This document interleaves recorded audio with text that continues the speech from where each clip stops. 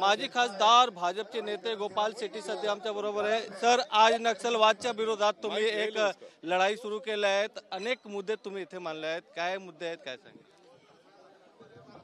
नाही, आज आपण बघितलं हजारोच्या संख्येने सकाळी 7 वाजता दिवाळी असतानाही लोक आले। म्हणजे विषय किती ज्वलंत आहे त्याच्यावरून आपल्याला कळतं। सुकला कंपाऊंडचा विषय असो, 40-45 वर्षापूर्वीच्या लोकांना बेघर करण्याचं काम करतात। नॅशनल पार्कमधल्या लोकांना 27 वर्षानंतर न्यायालयाच्या आदेशानंतरही घर मिळत नाही आहे। 1962चा डेटम लाईन पकडून विकासक लोक न्यायालयाच्या माध्यमातून आदेश आणून लोकांचं घर तोडतात। असे अनेक प्रकारचे कृत्य ह्या मुंबई शहरात होतो।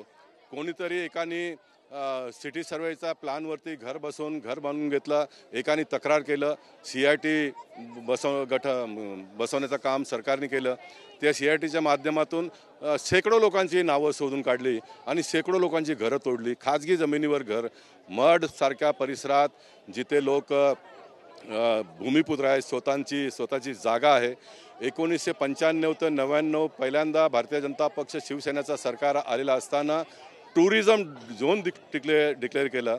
आता टुरिझम झोन डिक्लेअर केल्यामुळे तिकडे व्यावसायिक लोक फिरायला येतात। व्यवसाय स्वरूपाचा काम, लॉन्ज आहे, हॉटेल आहे, ह्या सर्व गोष्टी सरकार मान्यता प्राप्त आहे। आणि अशा प्रकारचं जाऊन तोडफोड करणं हे माझ्या डोक्यात बसत नाही। शहरी नक्षलवाद काय आहे, तुमच्या म्हणणं काय आहे त्याच्यामध्ये? मला असं वाटतं का देवेंद्र फडणवीसजींनी जे आवाज उठवलं शहरी नक्षलवादाविरोध लढायचं, तर हे शहरी नक्षलवाद, आज एखादा सामान्य माणूस काहीतरी छोटा मोठा आजार होतो, हॉस्पिटलमध्ये जाऊन ॲड होतो, 25-30 लाखाचा बिल त्याच्या हातात देतात। हे शहरी नक्षलवाद नाही आहे का? हे शहरी नक्षलवाद नाही आहे? बिल्डर लोक बिल्डिंग बनवतो म्हणून ॲडव्हान्स बुकिंग घेतात, पैसे घेतात आणि नंतर बिल्डिंग बांधतच नाही, हे शहरी नक्षलवाद आहे। 40 वर्षापूर्वीचा झोपडा प्रायव्हेट जमीनवरून तोडायचा, एका ठिकाणी 2011 पर्यंतच्या लोकांना संरक्षण सरकारने दिलं, तर दुसऱ्या ठिकाणी 45-50 वर्ष जुनी खाजगी जमिनीवरील जमीन बिल्डर आणि ऑफिसरांच्या संगनमताने तोडणं, हे शहरी नक्षलवाद आहे। आणि जिथे जिथे बाबासाहेब आंबेडकरांनी लिहिलेल्या घटनेच्या विरोधात जाऊन लोक काम करतात आणि लोकांना सतवतात, ते सर्व गोष्टी शहरी नक्षलवादात मोडतो।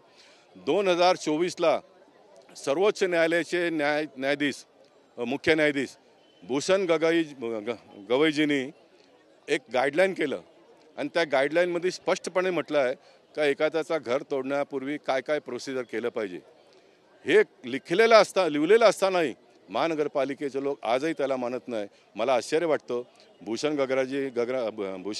गवई साहेबांनी गाईडलाईन काढलं, भूषण गगरानी महानगरपालिकेच्या आयुक्तांनी त्याचा सर्क्युलर काढला आणि ह्या दोन्ही गोष्टीचा लीगल ओपिनियन आमचे बुद्धिवान लोक लॉ ऑफिसरकडनं घेतात। असं कधी होतो का?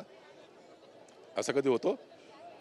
एखादा पेशंट हॉस्पिटलमध्ये आला, सर्जन असतो, तो ऑपरेशन करण्याचा निर्णय घेतो आणि हे ऑपरेशन कसा करायचा हे कंपाऊंडरकडे कोण विचारतो का? हे मुंबई महानगरपालिकेत चाललेलं आहे। मी कोमल पंजाबी यांना फोन करून विचारलं, त्यांना सर्क्युलरची कॉपी पाठवली, अजून त्यांचा उत्तर आलेलं नाही। म्हणजे हे ओपिनियन फक्त बिल्डरचा नोटा बघून ओपिनियन देतात। यांना सुप्रीम कोर्टच्या जजचा आदेशाचं पालन करायचं नाही आहे, यांना मुंबई महानगरपालिकेच्या आयुक्तांचा आदेशाचं पालन करायचं नाही, हे कोणा आमदार खासदारांना जुमानत नाही। हे फक्त विकासकांच्या पैशाच्या समोर शरणगती पत्करतात आणि लोकांना सतवतात। आणि म्हणून यापुढे अशा प्रकारचा कृत्य भारतीय जनता पक्षाच्या वतीने आम्ही होऊन देणार नाही। कारण महाराष्ट्राच्या मुख्यमंत्री सन्मान्य देवेंद्र फडणवीसजींनी कार्यकर्त्यांना आवाहन केलं आहे, शहरी नक्षलवाद विरोध लढा द्या। पण जे विरोधक आहे तुमच्यावर प्रश्न उपस्थित करू शकतात की तुमच्या सरकार आहे केंद्रात आणि राज्यात, तरी पण तुमची असं लढाई आहे की तुमची लढाई जी आहे सिस्टमच्या विरोधात आहेत की सरकारच्या विरोधात? हे बघा, घर तुमचं आहे, बरोबर आहे। घर चालवण्यासाठी जो घरचा मुखिया असतो पैसे आणून देतो, स्वयंपाक बनवण्याचं काम कोणाचं आहे? बायकोचं आहे। बाकी सर्व गोष्टी करायचं कोणाचं आहे? मुलांचं आहे। घर माझं आहे म्हणून का ॲटोमॅटिकली सर्व मिळतो का? नाही मिळत। त्या घरातल्या सर्व लोकांना काम करावं लागतं। तसाच सरकारने आदेश काढला बाबा हे व्हायला पाहिजे, त्या आदेशाचं पालन आमच्यासारख्या खालच्या कार्यकर्त्यांनी अंमलात आणून लोकांना न्याय देणं ही लोकशाही आहे। आणि म्हणून सरकार आमचं आहे म्हणून गप्प बसलं तर लोकांना न्याय कसा मिळणार? विरोधी पक्षाचं नाव निशाणी नाही आहे। एक काळ होता सरकार काँग्रेसचं असताना आम्ही विरोधी पक्षात असून आम्ही लोकांना न्याय देत होतो, आता विरोधी पक्षातले लोक हे सर्व काम करतच नाही. विरोधी पक्षाला टेंडर, बाकी पदं, या सर्व गोष्टी पाहिजे. ते तिकडे सर्व छानबीन करतात कुठे काय होतं म्हणून.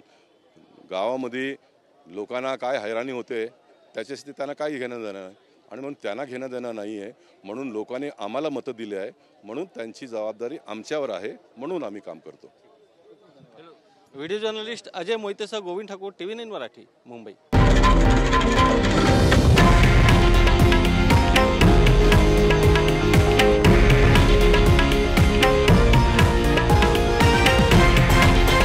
हे आहे देशातील नंबर 1 न्यूज नेटवर्क आणि आपण पाहत आहात TV9 मराठी, एकमेव.